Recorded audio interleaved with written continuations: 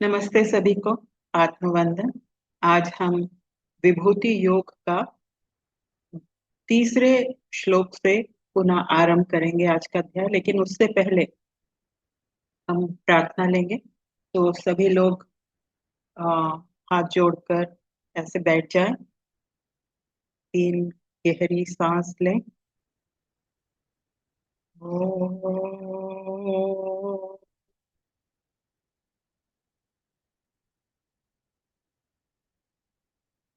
ओ,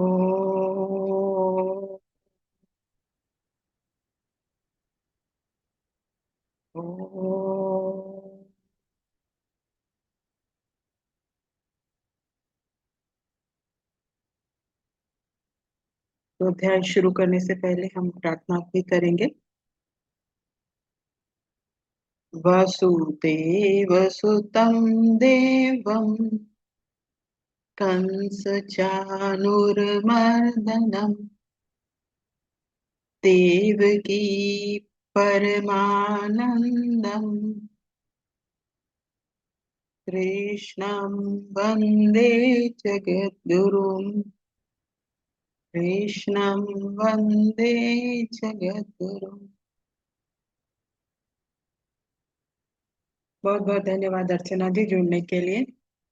कल का जो हमने अध्याय शुरू किया था, आज आपका पुनः स्वागत करने का मौका मिल रहा है स्पिरिचुअल स्पाइरल्स में। Over to you ma'am. और आपका बहुत बहुत स्वागत है Archana ji. Thank you, thank you.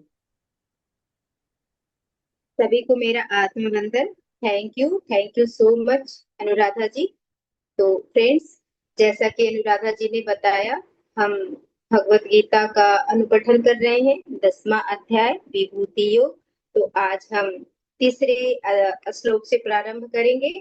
तो चलिए सभी गुरुओं को नमन करते हुए, सभी देवी देवताओं को नमन करते हुए हम तीसरे श्लोक में प्रवेश करते हैं। देखिए तीसरे श्लोक में भगवान क्या कहते हैं। यो मामजमनादिं च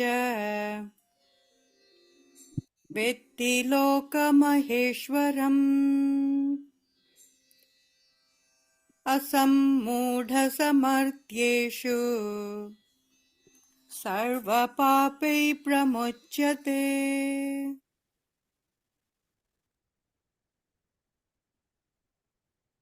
थैंक यू। अब यहाँ पे है यो माम। यो माम मतलब जो मुझे, माम मतलब मुझे, अजनम अजम, अजम मतलब अजन्मा, अनादिम ये एक शब्द है। माम जन्मादि मतलब मुझे अजन्मा आदि, पूरी इसका मीनिंग है मुझे अजन्मा आदि। च मतलब और, लोक महेश्वरम मतलब संपूर्ण लोकों का महान ईश्वर। लोक महेश्वरम मतलब संपूर्ण लोगों का महान ईश्वर। असमूढ़, असमूढ़ का मतलब होता है ज्ञानवान, ज्ञानवान। मूढ़ मतलब मूर्ख और असमूढ़ मतलब ज्ञानवान। और मर्त्येषु मतलब मनुष्यों में, सर्व पापे मतलब संपूर्ण पापों से, प्रमुच्यते मतलब मुक्त हो जाता है। अब देखिए, जो पीछे का श्लोक था उसमें भगवान के प्रकट होने का जो मतलब कैसे भगवान प्रकट हुए उसके विषय में नहीं बताया। अब इसमें कहा जा रहा है, इसमें कह रहे हैं भगवान कि जो मुझको अजन्मा यानी वास्तव में जन्म रहित, अनादि तथा लोकों का महान ईश्वर तत्व से जानता है, वह मनुष्यों में ज्ञानवान, संपूर्ण पापों से मुक्त हो जाता है। वह मनुष्य संपूर्ण जो मुझे तत्व से जानता है, वो संपूर्ण पापों से मुक्त हो जाता है। अब इसका मतलब हम समझेंगे कि जो मुक्ति है वो मुक्ति कैसे होती है। मुक्ति तभी होती है जब हम अपने सारे कर्मों को भोग लेते हैं। ओ सॉरी, मैंने वीडियो ऑन ही नहीं किया था। तो मुक्ति तभी होती है जब हम अपने सारे कर्मों को भोग लेते हैं। अब देखिए, कर्मों का बहुत जो 3 तरह का कर्म होता है, ये हम सब जानते हैं कि जो जब से हमारा इनकारनेशन हुआ है तब से जो पूरा कर्म होता है उसको कहते हैं संचित कर्म। और उसमें से जितना हम कर्म को लेकर के इस जन्म में आते हैं वो होता है प्रारब्ध कर्म। तो प्रारब्ध कर्म हमारा साथ चल रहा है और एक तरफ से हम कर्मों का भुगतान कर रहे हैं, प्रारब्ध कर्म तो हमारा साथ चल ही रहा है, दूसरी तरफ नए नए कर्म भी बनाते जा रहे हैं। जैसे ये उसी तरह है कि एक घड़े से आप पानी निकालते जा रहे हो और पानी डालते भी जा रहे हो, मतलब आपका खर्च भी हो रहा है और कर्म कर रहे हैं तो वो जमा भी हो रहा है। तो इस तरह से घड़ा कब खाली होगा? इस तरह से जैसे एक घड़ा है उससे आप पानी निकाल भी रहे हैं और पानी ऊपर से भरते भी जा रहे हैं तो कभी खाली ही नहीं होगा। इसी तरह से प्रारब्ध कर्म हम भोग भी रहे हैं और कर्म आगे करते भी जा रहे हैं, तो हमारा कर्म का बंधन कभी खत्म होगा क्या? कभी खत्म नहीं होगा। इस तरह से और ये कर्म का बंधन कब खत्म होगा? जब ज्ञान आएगा। इसका मात्र एक ही और एक ही उपाय है, ज्ञान। ज्ञान के द्वारा ही जब हम ये मान लेंगे कि मैं ये देह नहीं, ये शरीर नहीं, ये शरीर मेरा नहीं, ये शरीर प्रकृति का है, मैं इस शरीर में रहने वाला, मैं इस शरीर में रहने वाला साक्षी चेतन आत्मा हूँ। ये शरीर अलग है, मैं अलग हूँ। जब ज्ञान से हम अपने आप को इस शरीर से पृथक समझेंगे कि मैं अलग, ये शरीर अलग है, और ज्ञान के साथ साथ धीरे धीरे अभ्यास करते करते जब हमको अनुभव हो जाए कि मैं ये शरीर नहीं हूँ, ये शरीर से मैं अलग हूँ, तो फिर कर्म बंधन नहीं रह जाएगा।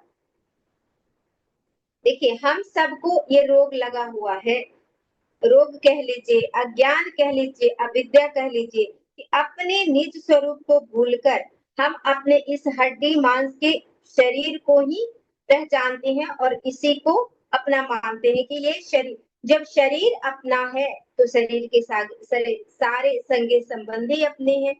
तो जैसे हमारे गुरुजी कहते हैं कि शरीर को मैं मानना सबसे बड़ा पाप है, सारे पाप पुत्र इसके, सारे पापों का ये पाप है।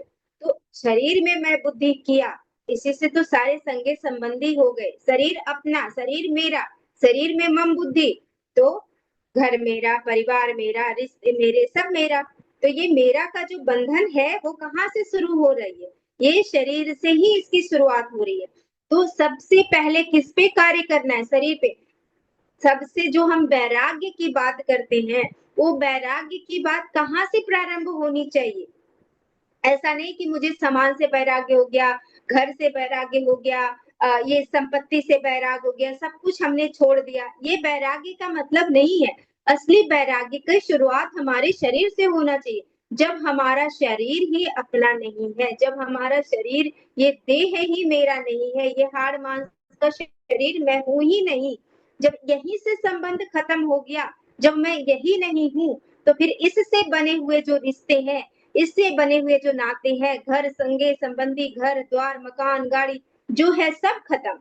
तो पहला शुरुआत आपको शरीर से करना। जब शरीर ही मेरा नहीं तो शरीर के जितने संगे संबंधी हैं वो भी मेरे नहीं, शरीर का, शरीर से संबंधित जो भी चीज है वो भी मेरा नहीं, मैं अलग शरीर अलग।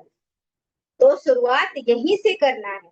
जब शरीर मेरा नहीं तो फिर क्या मेरा है इस जगत में? कुछ भी मेरा नहीं है।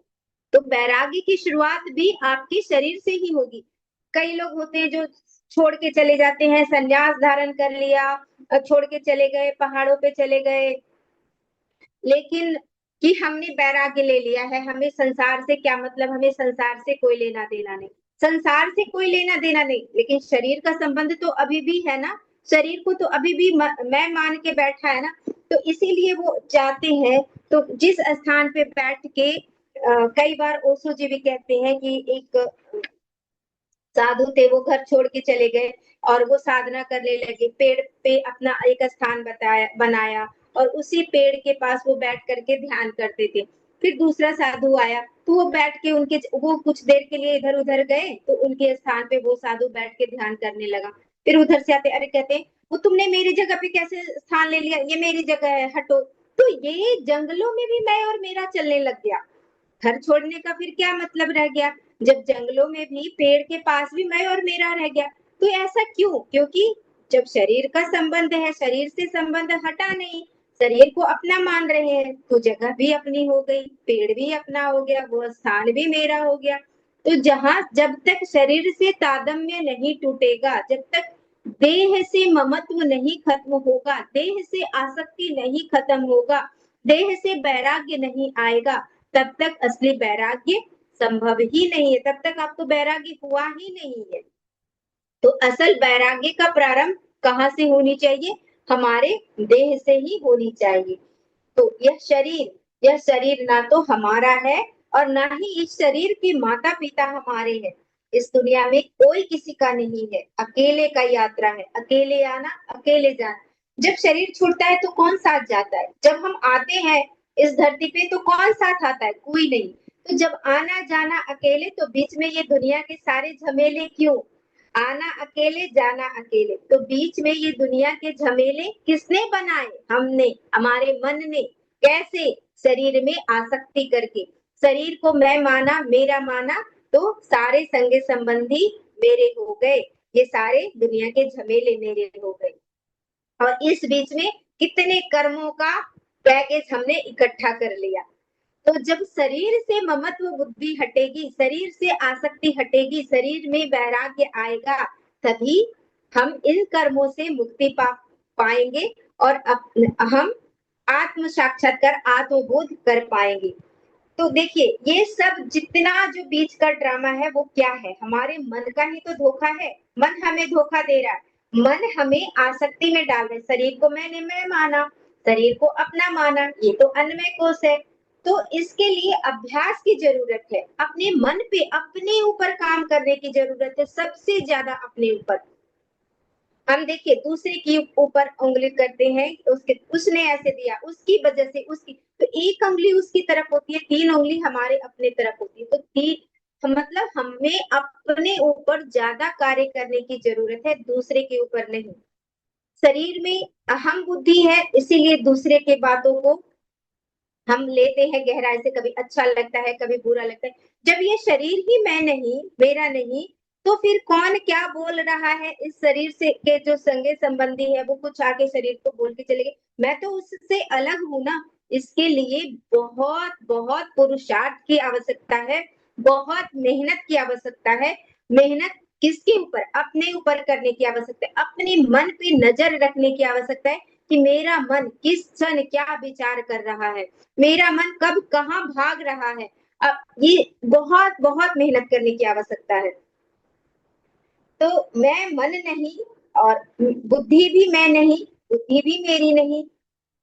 देखिए, अपने मन पे नियंत्रण रखने के लिए क्या करना है? जब भी मन कहीं जाए, किसी के बारे में बार बार आप देखो कि बार बार मन भागता है, हम श्वासों में भी ध्यान करते हैं, श्वासों को भी ऑब्जर्व करते हैं, तो थोड़ी देर ऑब्जर्व किया, फिर मन किसी ताना बोना में भाग गया। तो बार बार मन को उसी स्थान पे लाने का कार्य है, जो जिसको कहते हैं माइंडफुलनेस। तो बार बार अगर अपने मन को लाते हो, आप जिस जगह पे हो उसी जगह पे लाते हो, तो क्या होता है? आपके मन को ये अभ्यास हो जाता है प्रेजेंट मोमेंट में रहने का। और जब आप प्रेजेंट मोमेंट में रहने लग जाते हो, तो आपका मन भागता नहीं है। तो इस प्रकार हमें ये अभ्यास करना है। तो भगवान कह रहे हैं कि ज्ञान आपको कभी भी कर्म बंधनों से, सभी कर्म बंधनों से मुक्त कर देगा। जब देह मन मैं नहीं, मेरे नहीं, तो इसके द्वारा किए गए कर्म और इसका जो फल है वो भी मैं नहीं और मेरा नहीं। तो कर्मानुसार शरीर को दुख सुख आते रहेंगे, मन में शोक हर्ष आते रहेंगे, लेकिन इस देह मन बुद्धि पर आते हुए आप उस भाव को साक्षी भाव से, दृष्टा भाव से आप देखोगे। जैसे मूवी देखते हो वैसे अपने मन के भावों को देखोगे कि ये सब मेरे मन में आ रहे हैं, जा रहे हैं, मैं इससे अलग हूँ। जैसे मूवी में देखते हो कि ये सब पर्दे पे सीन चल रहा है, मैं तो अलग बैठ के देख रहा हूँ, उसी तरह आप अपने मन के भावों को देखोगे। ये पर्दे की तरह, रील की तरह, सिनेमा की तरह हमारे मन पे आ रहे हैं, जा रहे हैं, और मैं इससे अलग हूँ, साक्षी हूँ, दृष्टा हूँ। तो भगवान कह रहे हैं कि जो मुझको अजन्मा जानते हैं, इस सृष्टि का ईश्वर जानते हैं, ऐसे ज्ञानवान पुरुष सर्व पापों से मुक्त हो जाते हैं। पापों से मुक्ति पापों से मुक्ति पुण्य करके नहीं होती। देखिए बहुत इंपॉर्टेंट बात है कि लोग को लगता है कि हम पुण्य कर लेंगे तो हमें इस पाप से मुक्ति मिल जाएगी। नहीं, पुण्य करके पापों से मुक्ति नहीं होती। अब कोई 1 करोड़ रुपए का बेईमानी कर ले और 1 लाख रुपया मंदिर में चढ़ाया, हमने तो भाई 1 लाख रुपया चढ़ा दिया मंदिर में, तो क्या उसके पापों से उसको मुक्ति मिल जाएगी? जो 1 करोड़ रुपया उसने पाप करके कमाया और 1 लाख मंदिर में दे दिया, तो क्या उसके पाप कट जाएंगे?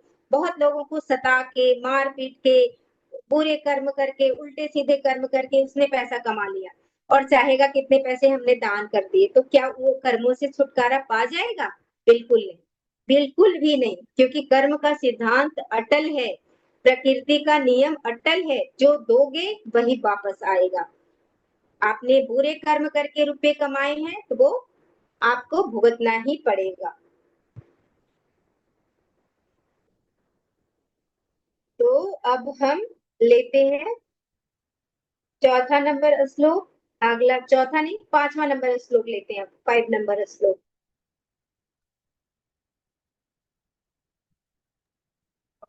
मैम चौथा और पांचवा एक साथ होगा, आप पांचवा एक्सप्लेन कर दीजिएगा।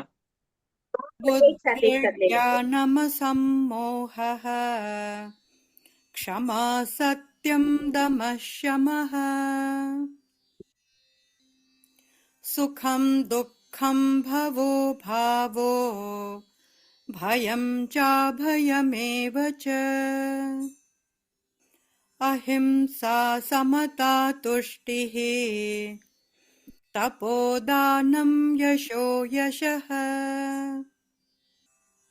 भवन्ति भावा भूतानां मत्त एव पृथक्विधाः। Thank you. बुद्धि ज्ञानं सम्मोहं क्षमा सत्यं दम शमः सुखं दुःखं भवो अभावो भयं चाभयमेव च अहिंसा समता तुष्टि तपोदानं यशो यशः भवन्ति भावा भूतानां मत्त एव पृथ्वी विधा। Thank you ma'am.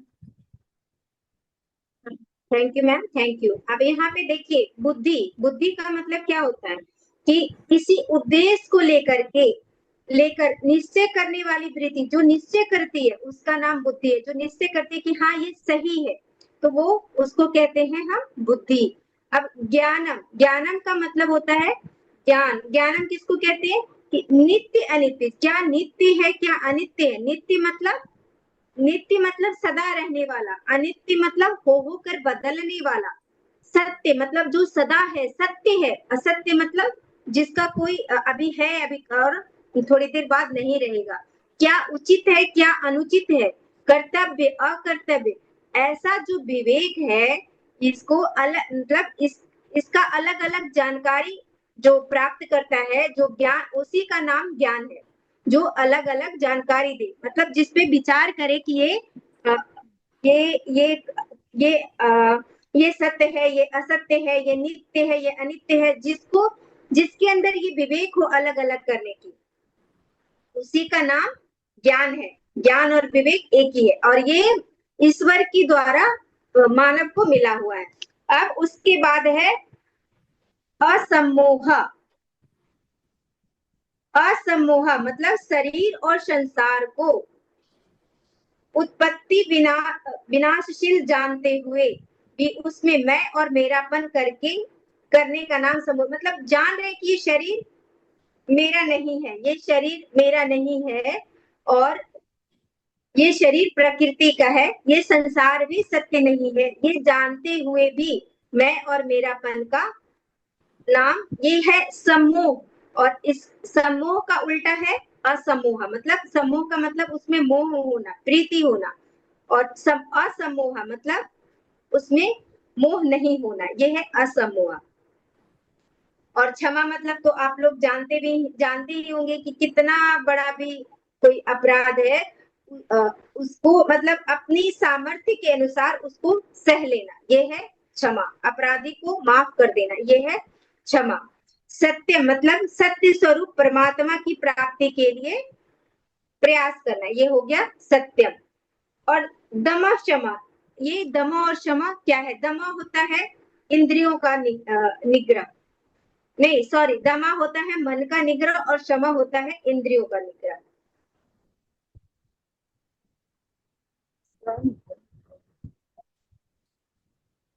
मन को संसारिक भोगों से हटाने का नाम सम है, मतलब मन को हटाना सम है, और दम होता है इंद्रियों का निग्रह। ठीक है, उसके बाद फिर अहिंसा है। अहिंसा क्या होता है? अपने तन मन और वचन से किसी भी देश काल परिस्थिति आदि किसी भी प्राणी को किंचित मात्र भी थोड़ा भी दुख न देने का नाम अहिंसा है। मतलब सिर्फ ऐसे नहीं कि हम उसको मार नहीं रहे या कुछ बोल नहीं रहे, मन से तन से मन से सोचना, अगर किसी के बारे में बुरा सोच रहे तो वो भी हिंसा है। तो मन से भी किसी के प्राणी को दुख ना देना, मन से तन से धन से किसी भी प्राणी को किंचित मात्र भी तनिक भी दुख न देने का नाम अहिंसा है। और समता, जो भी परिस्थिति अनुकूल मतलब प्रतिकूल परिस्थिति है, अनुकूल परिस्थिति है, मतलब बहुत अच्छा मिल रहा है, सुख मिल रहा है, तब भी सम रहना। बहुत बुरी परिस्थिति आ गई तब भी सम रहना, ये हो गया समता। समता के बाद आता है तुष्टि। तुष्टि मतलब संतोष। उसके बाद तपा। तपा मतलब तप करना, अपने कर्तव्य का पालन करते हुए जो भी कष्ट आ जाए, जो भी प्रतिकूल परिस्थिति आ जाए, उन सबको प्रसन्नता पूर्वक सहने का नाम तप है। अब होता है दानम। दानम दानम क्या होता है?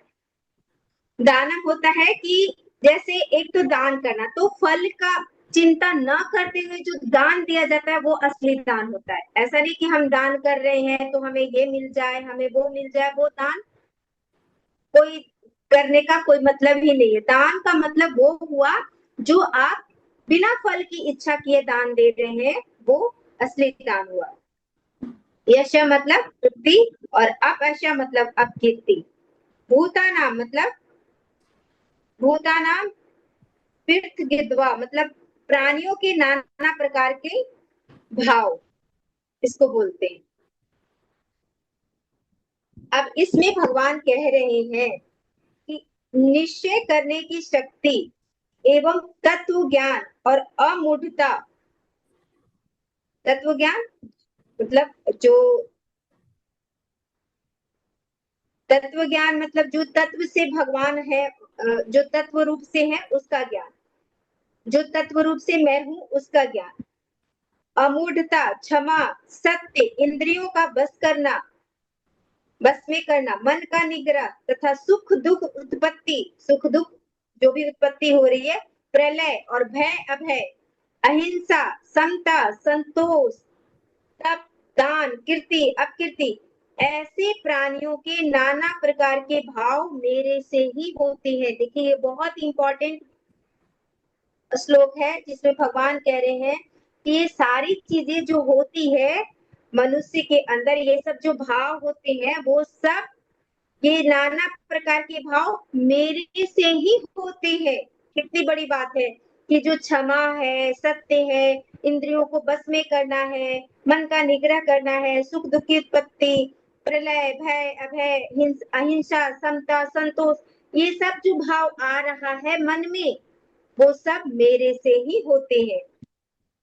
अब कोई यह सोचे कि हम तप करते हैं, हम ज्ञान प्राप्त कर रहे हैं, हमारे पास बुद्धि का निश्चय है, हमारे अंदर सत्य है, हम तो बड़े क्षमाशील हैं, हम बड़ा क्षमा कर दिए, हम बड़े दयावान हैं, हम मन का निग्रह कर सकते हैं। तो भगवान कह रहे हैं कि अरे मूर्ख, तेरे अंदर यह सब चीज भगवान की ही है, तुम्हारी नहीं है। ये भगवतीय ही है, मतलब भगवान के द्वारा ही दिया हुआ है। भगवान की यह शक्ति साथ हो तो ही मन का निग्रह होता है। तभी कहते हैं, कोई कहता है ना हम तो बड़े आध्यात्मिक मार्ग पे चल रहे हैं, हम बहुत ध्यान कर रहे हैं, बहुत बड़े ध्यानी हैं। तुम ध्यानी नहीं हो, भगवान की कृपा है। वो भगवान ही है जो तुम्हें उस रास्ते पे लेके आ रहे हैं। भगवान ही है जो तुम्हारे मन का निग्रह करवा रहे हैं। भगवान ही है जो तुम्हारे इंद्रियों का निग्रह करवा रहे हैं। किसी मनुष्य के बात बस की बात नहीं कि वह मन का निग्रह कर सके, अपने मन को ठहरा सके, अपने मन को रोक सके। ये किसी मनुष्य के बस की बात नहीं है जब तक ईश्वर इच्छा ना हो। तो ये सब ईश्वरीय कृपा ही है, ईश्वर के द्वारा ही हो रहा है। और भगवान का सबूत क्या चाहिए कि इस जो कहते हैं ईश्वर कहाँ है, ईश्वर को ढूंढने यहाँ जाओ, परमात्मा का सब कुछ परमात्मा के द्वारा ही तो हो रहा है। भगवान कह रहे हैं कि ये सब भाव मेरे ही होते हैं। क्यों होते हैं? क्योंकि मनुष्य आपके रूप में ईश्वर ही तो साक्षात है। ये जो मन जो उथल पुथल कर रहा है, अहम भाव जो आ रहा है, मैं जो मान के बैठे हैं, वो आपने शरीर भाव में निष्ठा कर लिया है। इसलिए अपने तत्व को भूल करके आप मैंने ये किया, मैंने वो किया, मैं ध्यान कर रहा हूँ, मैं ये कर रहा हूँ, मैं दान कर रहा हूँ, मैं पुण्य कर रहा हूँ, मैं पाप कर रहा हूँ। ये शरीर भाव में अपने आप को बिठा करके आप ऐसा महसूस कर रहे हो, क्योंकि आपके भीतर साक्षात ईश्वर ही है। तो जब ईश्वर ही है तो मन में जो ये भाव आ रहा है, मन का जो ये भाव है, जितने प्रकार के भाव उत्पन्न हो रहे हैं, वो कहाँ से हो रहे? ईश्वर के द्वारा ही हो रहे हैं। तो ये भगवतीय कृपा है, ईश्वर की कृपा है। जब हम कहते हैं कि हमारा ध्यान आज बहुत अच्छा हुआ, हमारा मन बहुत शांत लगा, तो ये किसकी कृपा है? परमात्मा की कृपा है, ईश्वर की कृपा है। इसीलिए हम जो प्रार्थना करने जाते हैं कि नहीं, हम मंदिरों में इधर उधर जाकर के करते, तो कहते हैं ज्ञानी जब कहते हैं कि इधर उधर जाने का कोई क्या प्रयोजन है? कोई प्रयोजन नहीं। तुम यहीं बैठ करके जो प्रार्थना करोगे वो प्रार्थना सुनी जाएगी। क्यों सुनी जाएगी? क्योंकि ईश्वर कहीं दूर है ही नहीं, तुम्हारा होना ही ईश्वर का होना है। जब तुम कहते हो कि मैं हूँ, अपने आप को कहते मैं यहाँ हूँ, तुम हो, तुम्हारा होना, तुम्हारा अस्तित्व होना ये ईश्वर का होना है। तुम हो, तुम्हारा अस्तित्व है, इसका मतलब ईश्वर है। ईश्वर नहीं है तो तुम नहीं होते, तुम हो इसका मतलब ईश्वर है। तो अपना होना ही ईश्वर का होना है। इससे बड़ा सबूत, इससे बड़ा प्रमाण और क्या मिल सकता है? और जो भी विचार उठ रहे हैं, जो भी भाव उठ रहे हैं, भगवान कहते हैं कि वो भाव मेरे से ही होते हैं, मेरे से ही होते हैं, मेरे द्वारा ही होते हैं। तो इससे बड़ी बात और क्या हो सकती है? तो देखिए, किसी के अंदर अगर सात्विक भाव जग रहे हैं, सात्विक भाव मतलब अहिंसा, दया, क्षमा, यश, जो इस समय महसूस करते हैं, तो ये सब जब महसूस करते हैं तो हमें लगता है कि हमारा मन बड़ा अच्छा लगता है कि हमारे अंदर अहिंसा है, क्षमा है, दया है। ये सब जान करके हमें सुख की अनुभूति होती है, खुशी मिलती है, सात्विक भाव आता है तो हमें अच्छा लगता है। तो भगवान कह रहे हैं कि ये सब मुझी से होता है, मेरे द्वारा ही होता है। जब जब तुम्हारे हृदय में दया, प्रेम, क्षमा, निश्चय, मन का निग्रह, प्राण का निग्रह, ये सब हो रहा है, तो जानना कि तुम्हारे भीतर भगवान प्रकट हो रहे हैं। देखिए कितनी सुंदर बात भगवान इसमें कहा है। भगवान ने कितनी सुंदर बात बताई है कि जब तुम्हारे मन का निग्रह हो रहा है, जब तुम भगवान के लिए रोते हो, जब तुम्हारे हृदय में दया आता है, करुणा आता है, क्षमा आता है, प्रेम आता है, तो तुम समझना कि तुम्हारे अंदर भगवान प्रकट हो रहे हैं, तुम्हारे हृदय में भगवान प्रकट हो रहे हैं। तभी तुम्हारा अंतःकरण शुद्ध हो रहा है। तुम्हारी इतनी ताकत नहीं कि तुम अपने अंतःकरण को शुद्ध कर लो। तुम इसी को कहते हैं शरणागति। क्योंकि देखो, पुरुषार्थ, जिसको पुरुषार्थ कहते हैं, मेहनत कहते हैं, मनुष्यों के अंदर इतनी क्षमता नहीं है कि तुम मेहनत कर सको, पुरुषार्थ कर सको। भगवान की कृपा होगी तभी तुम मेहनत करोगे, तभी तुम पुरुषार्थ करोगे। तुम्हारे अंदर इतनी क्षमता नहीं है। तो इसलिए अपनी आंख बंद करके उस ईश्वर से, उस परम तत्व से प्रार्थना करो कि हे प्रभु, हम मेहनत कर ही नहीं सकते, हमारे में इतनी शक्ति नहीं, हमें आप पुरुषार्थ करवा लो, हम अभय हो ही नहीं सकते, हमारे अंदर तो हर तरह से भय भरा हुआ है, आप मुझसे अभय की वृत्ति आप मेरे अंदर प्रवाह कर दो। इस तरह से ईश्वर से प्रार्थना करनी चाहिए, तभी वो ईश्वर प्रार्थना सुन करके आप जो चाहोगे वो आपको दे देंगे, वो भगवत्ता आपके अंदर प्रकट हो जाएगा।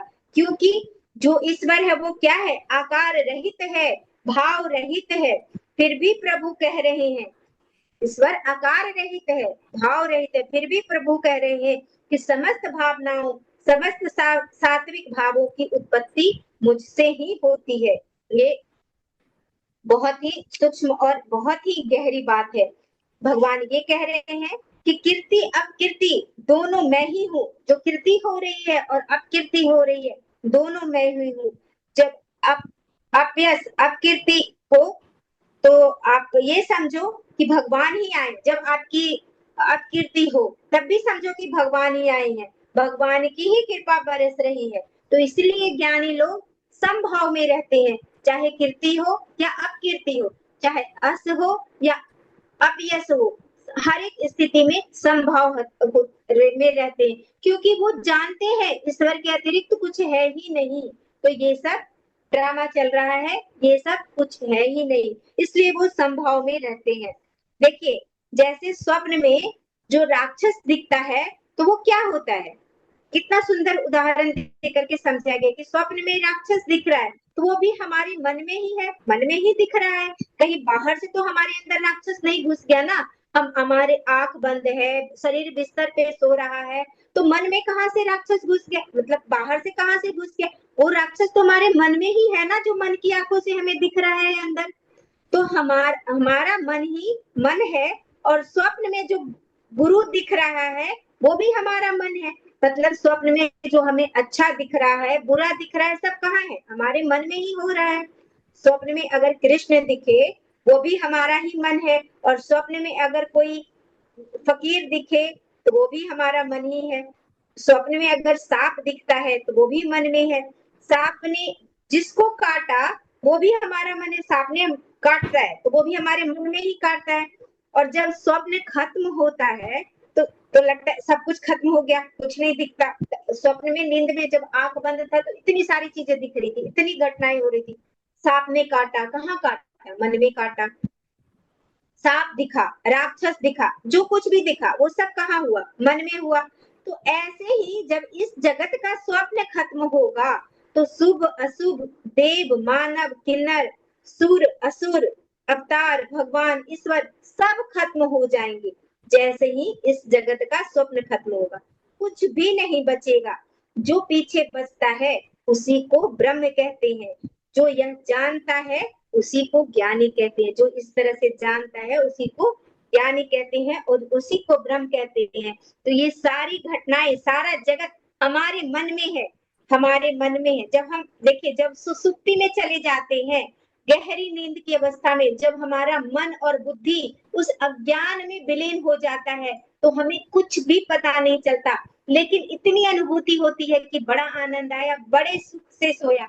वहां पे कुछ भी हमें पता नहीं चला, बहुत आनंद के साथ, बहुत गहरी नींद में मैं था और बहुत आनंद था। तो वहां पे अज्ञान होता है, अविद्या होती है, अविद्या में वो मन और बुद्धि आपकी विलय हो जाती है, इसलिए हम कुछ भी नहीं जानते। और यही समाधि की अवस्था में हम अवेयर होते हैं, जागरूक होते हैं, और हम अपने स्वरूप में होते हैं, हम अपने आप को जानते हैं, जान रहे होते हैं। तो हम ये कह पाते हैं अहम ब्रह्मास्मि, मैं ही ब्रह्म हूँ और ये जगत कुछ भी नहीं है, सारे जगत की उत्पत्ति मेरे से हो रही है और मेरे में ही विलीन हो रही है। तो हम ये बोध कर पाते हैं, ये अंतर है सुसुप्ति में और समाधि में। तो इसी के साथ मैं अपने वाणी को विराम देती हूँ। आप लोगों ने इतने धैर्य के साथ और इतने प्रेम के साथ मुझे सुना, इसके लिए बहुत बहुत धन्यवाद। Thank you. चलिए अब हम प्रार्थना लेते हैं। योगेशं सच्चिदानन्दं वासुदेवं रघुप्रियं धर्म संस्थापकं कृष्णं वन्दे जगद्गुरुं कृष्णं वन्दे जगद्गुरुम् ॐ ध शान्ति अंतरिक्ष शांति पृथ्वी शांति रापः शांति जन शांति वनस्पतयः शांति विश्वदेवा शांति ब्रह्म शांति जगत् शांति शान्तिरेवः शान्ति शामः शान्तिरेधि ॐ अस्तु मा सद्गमय तमसो मा ज्योतिर्गमय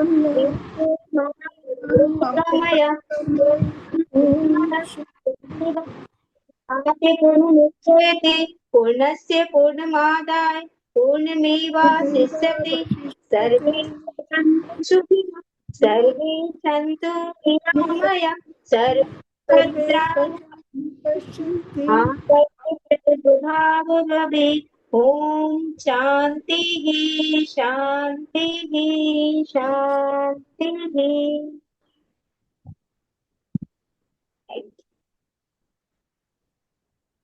धन्यवाद अर्चना जी, आपका सबसे ज्यादा धन्यवाद। आप ये जो एक तो ये जो प्रार्थना आखिरी में की वो बहुत ही अच्छी लगी, लेकिन आप भाव विभोर होके समझा रही थी उसमें हम भी डूब जाते हैं कई बार। बहुत सुंदर, हाँ। बहुत ही सुंदर, बहुत ही सुंदर। आज थोड़ा छोटा सेशन था, 2 श्लोक थे। अगले सप्ताह फिर से मिलेंगे और आगे इस 10वें अध्याय को आगे बढ़ाएंगे अर्चना जी के साथ। Thank you Manju ji. Thank thank you. You, thank you Archana ji. नमस्ते।